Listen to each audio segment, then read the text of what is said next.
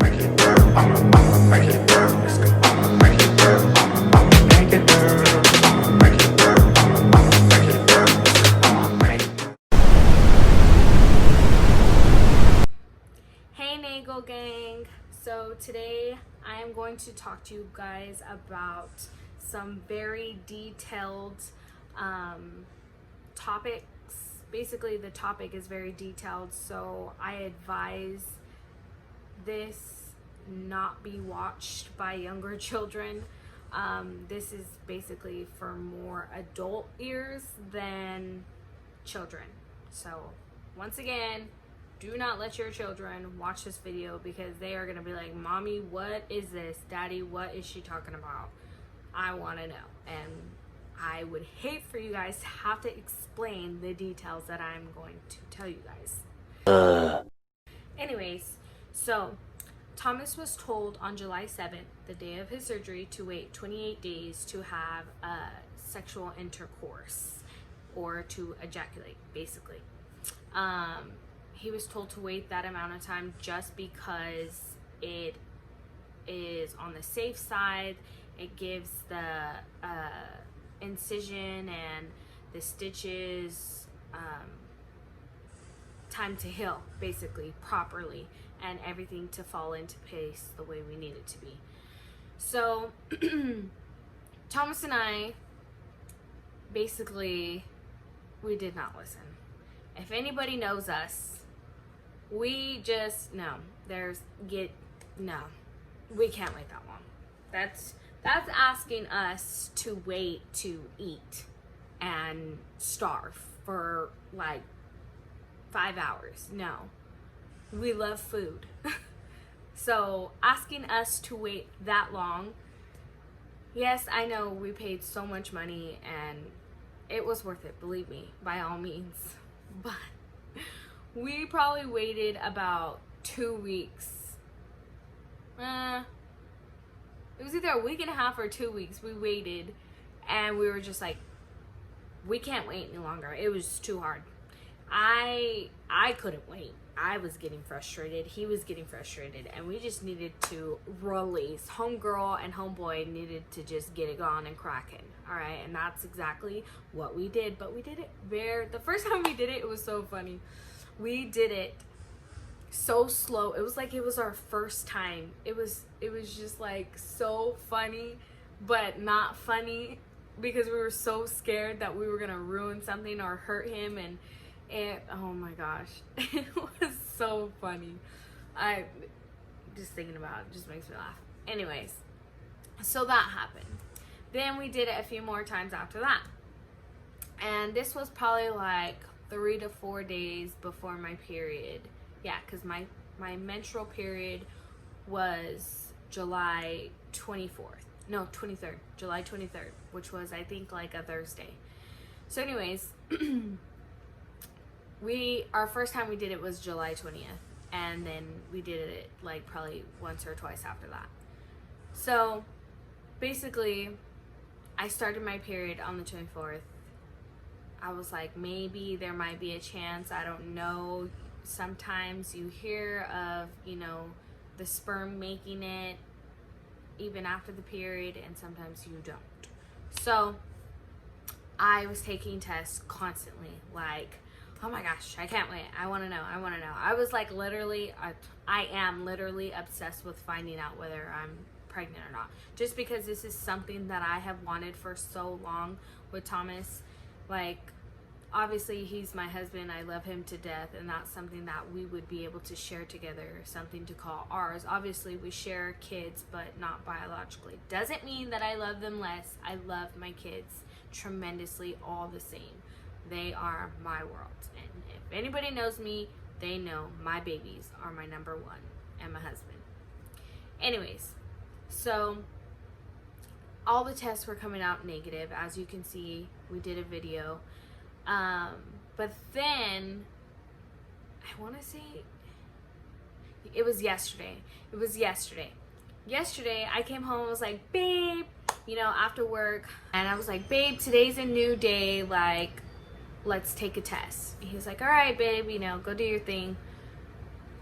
So I took it, and of course it was negative, and I was just super bummed. I was just like losing faith.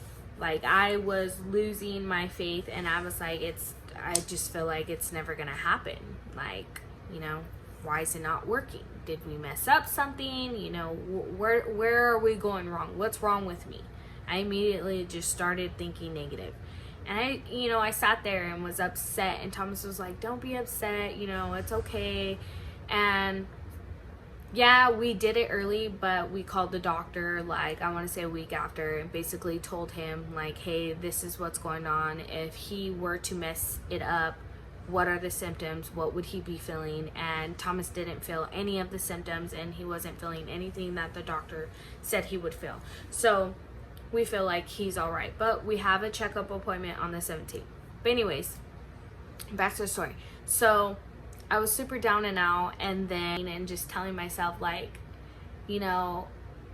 God, please just let this happen. This is something that we have been wanting for so long. We have put so much effort, so much money, and if you weren't wanting us to have this child or go through this, you could have stopped it a long time ago. You could have stopped the surgery a long time ago with the funds, with the dates, with COVID. Like, you could have stopped all of it, but everything like fell into place. Even though there was little hiccups, it was weird. Like, after the hiccups, there was like ways to get around those hiccups.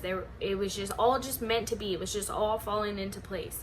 So I'm like, you got us this far. Like, why do this to us now? Like, I have faith in you. I know it takes patience, but I want it now. It's like something that I have just, like, I want it now. And Thomas wants it too. Like, I know he does, because every day he's like, babe, take a test. Babe, are you pregnant? Do you think you're pregnant? So for those of you who think, oh, he's had 4 kids, he's 32 years old, he don't want them, or he's just telling her what she wants to hear. No. Behind that little hard ass attitude, he is very soft, and he wants another child, and he is obsessed with it. Probably not as much as me, but probably 75%, and I'm 100%. So he's damn near there. So I prayed, and I just told God, like, you know what?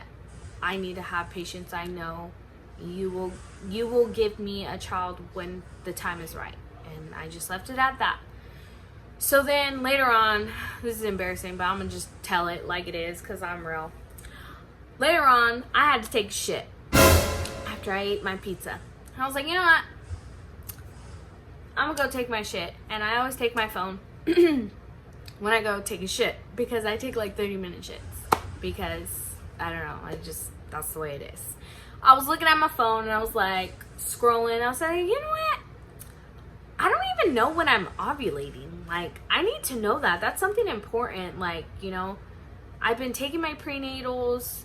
I need to know my body. I need to know more in depth. If I'm going to do this, I need to do this right. So I started Googling stuff, and I was like, you know what? I'm going to look up an app. So I looked up ovulation tracker, and I found an app. It's very highly rated. It's called Flow. It's a monthly subscription for the whole year. It's like $49.99, which adds up to $4.17 a month. But anyways, I downloaded that, put my information in, because I kept track of my last period, how long it lasted. I put that in, and guess what? My ovulations first day began yesterday, which was August 5th, which just so happens to be the mark of the 28 days for me and Thomas to have intercourse, and for him to ejaculate. And I just was like, oh my gosh. And if anybody knows me, like, I am a firm believer everything happens for a reason. And I don't want to sound like no holy roller, but I believe God is real, and I believe that he basically works his magic when he feels it's necessary, and sometimes he'll make you wait till the last minute, and you'll be stressing, but He always comes through. So I was like, oh my gosh, this is a sign. Like, this is a sign. How weird. My first day of ovulation was August 5th. It says the highest chance to get pregnant was August 5th. Then Thomas's 28-day mark was August 5th. I was like, babe. I went out there, I hurry up, wipe my ass, whatever, and ran out there. I was like, babe, guess what? I was like, you know how today's our big day, like, you know, our triple X day? And he's like, yeah. I was like, okay, so listen to this. I was like, this is God, I'm telling you. And he's like, what are you talking about? I was like, I got a God story. He goes, what? And I explained to him, you know, like, today's our big day, and today's my ovulation day. And he was like, really? I was like, yeah. I was like, that's a freaking sign. If it wasn't meant to be, you know, like I said, this whole surgery would have been stopped a long time ago. We would have never had the funds. We would have never been there. It just wouldn't be possible. And so then this all was possible. This all happened. I was like, you know what? That's God telling me, be patient.